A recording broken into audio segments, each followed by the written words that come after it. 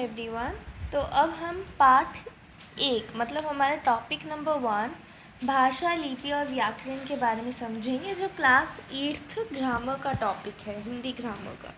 ठीक है, तो चलो शुरू करते हैं। सबसे पहले अपनी भाषा, अपनी भावनाओं, विचारों आदि को मनुष्य भाषा के माध्यम से व्यक्त करता है। वैसे तो भावों का संप्रेषण संकेतों के माध्यम से भी हो सकता है, जैसे गूंगे व्यक्ति के संकेत, बस कंडक्टर की सीटी, गार्ड की हरी और लाल झंडी आदि, किंतु हम इसे भाषा नहीं मान सकते।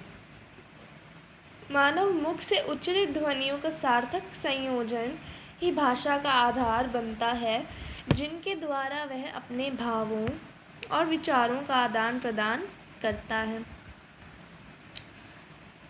इस प्रकार भाषा भावों और विचारों के आदान प्रदान का साधन होता है। भाषा हम क्या कह सकते हैं?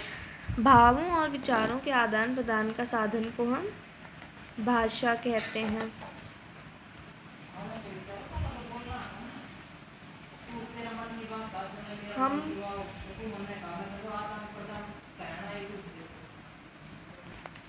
हम बोलकर या लिखकर अपने भावों को अभिव्यक्त करते हैं और दूसरे के भावों या विचारों को सुनकर या पढ़कर समझते हैं।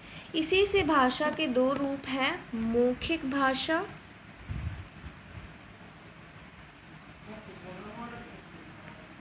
और दूसरा लिखित भाषा। तो इसी प्रकार से दो तरह की भाषा होगी, मौखिक और लिखित। मौखिक को स्पोकन लैंग्वेज और लिखित को रिटन लैंग्वेज। मौखिक भाषा में हम अपने मनोभावों को बोलकर प्रकट करते हैं। नाटक या फिल्म में अभिनेता अपने संवाद और भाषण या वाद विवाद में वक्ता अपने विचार बोलकर जो प्रकट करते हैं। हम अपना गृह कार्य या प्रोजेक्ट संबंधी कार्य लिखकर करते हैं। भाषा के लिखित रूप में लिखकर या पढ़कर विचारों का आदान प्रदान किया जाता है। इसके बाद भाषा और बोली। जब कोई भाषा काफ़ी बड़े भूभाग में बोली जाती है तो उसके कुछ क्षेत्रीय रूप विकसित हो जाते हैं, जिसे बोली कहते हैं। कोई भी बोली विकसित होकर भाषा का रूप ग्रहण कर सकती है। बोलियों में साहित्य, लोकगीतों, लोक कथाओं आदि के रूप में मिलता है। हिंदी भी एक समय बोली गई थी। इसका विकास गढ़ी बोली में हुआ था। मीन्स हिंदी का विकास गढ़ी बोली में हुआ था।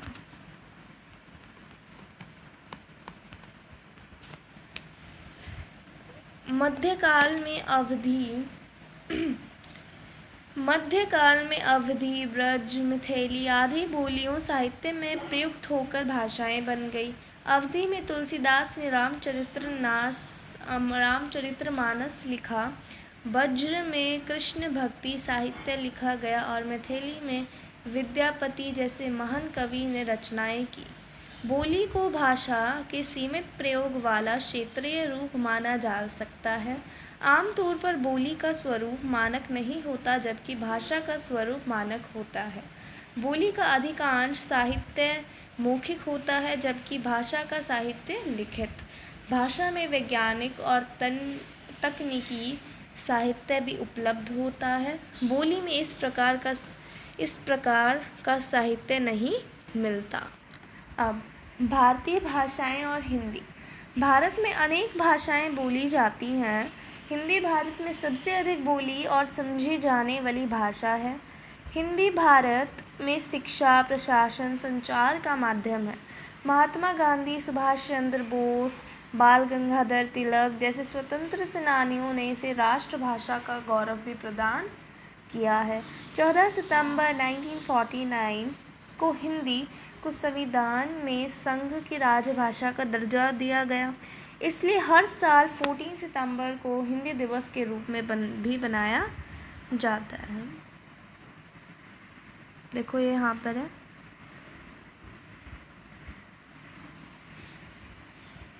हिंदी अनेक राज्यों की राजभाषा भी घोषित की गई है, जैसे उत्तर प्रदेश, उत्तराखंड, चंडीगढ़, छत्तीसगढ़, झारखंड, दिल्ली, बिहार, मध्य प्रदेश, राजस्थान, हरियाणा और हिमाचल प्रदेश। पंजाब, गुजरात, और महाराष्ट्र की यह द्वितीय राजभाषा है। संविधान की 8वीं अनुसूची में इन 22 भाषाओं को मान्यता प्रदान की गई। यार ये 22 भाषाएं हैं। असमिया, उड़िया, उर्दू, कन्नड़, कश्मीरी, कोंकणी, गुजराती, डोगरी, तमिल, तेलुगु, नेपाली, पंजाबी, बांग्ला, बोडो, मणिपुरी, है ना, मलयालम, मराठी, मैथिली, संथाली, संस्कृत, हिंदी और सिंधी। अब हिंदी का व्यवहार क्षेत्र भारत तक ही सीमित नहीं है। इसे बोलने समझने विश्व के अनेक देशों में रहते हैं।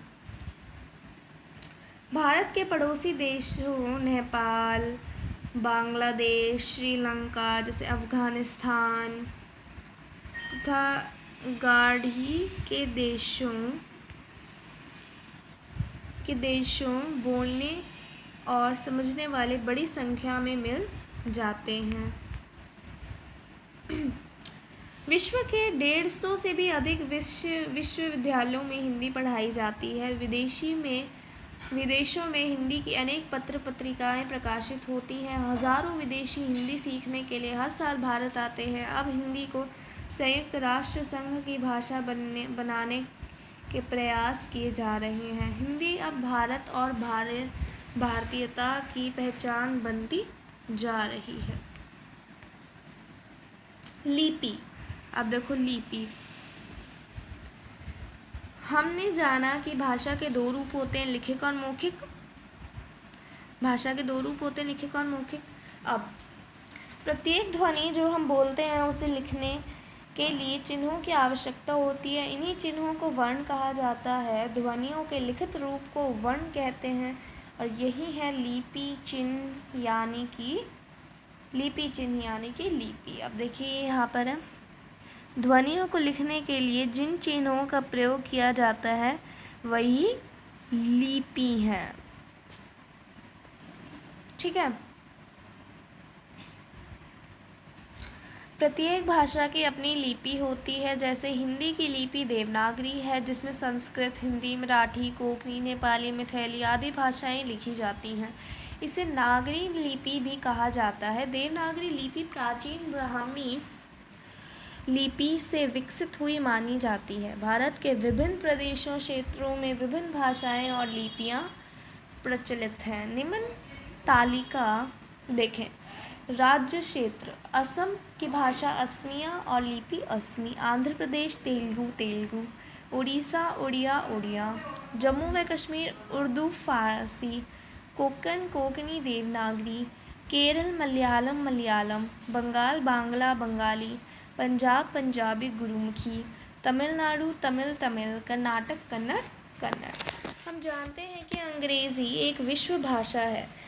यह रोमन लिपि में लिखी जाती है। अन्य प्रमुख विदेशी भाषाओं की लिपियों की जानकारी हम इस सारणी से प्राप्त कर सकते हैं। देश, भाषा, फिर लिपि।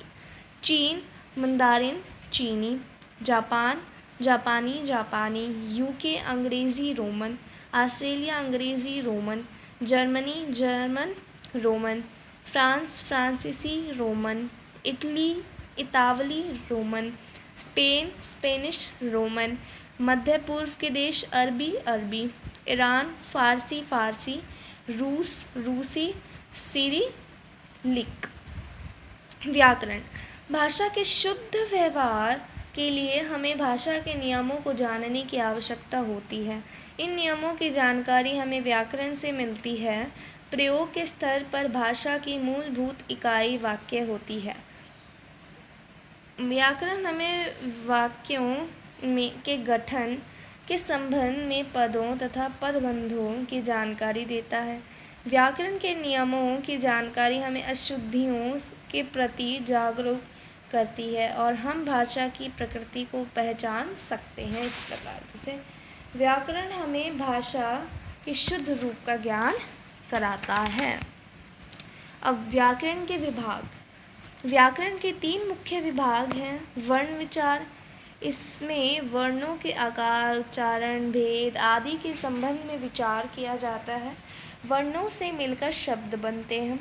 शब्द विचार, इसमें शब्दों के रूप, भेद आदि के विषय में अध्ययन किया जाता है। वाक्य विचार, इसमें वाक्य, उनके प्रकार, वाक्य विग्रह, पद परिचय, विराम चिन्हों आदि का अध्ययन होता है। अब कंप्यूटर और हिंदी। आज कंप्यूटर की स्क्रीन पर हिंदी का प्रयोग खूब किया जा रहा है। हिंदी की वेबसाइटों का प्रयोग आवश्यक सूचना तथा सामग्री प्राप्त करने के लिए भी किया जा रहा है। आजकल इंटरनेट का प्रयोग काफ़ी बढ़ रहा है। लोग पारंपरिक पत्र लेखन के स्थान पर ईमेल का प्रयोग करने लगे हैं। यह माध्यम काफ़ी तेज़, किफ़ायती और सुरक्षित है, इसलिए यह अत्यंत लोकप्रिय बनता जा रहा है। आज का युग वास्तव में सूचना प्रौद्योगिकी अर्थात कंप्यूटर का युग है। तो अब हम क्या जानेंगे? अब हम जानेंगे कि भाषा के माध्यम से मानव अपने भावों और विचारों का आदान प्रदान करता है। भाषा के दो रूप होते हैं, मौखिक और लिखित। ध्वनियों के लिखित चिन्हों को वर्ण कहते हैं तथा वर्णों को लिखने की विधि लिपि कहलाती है।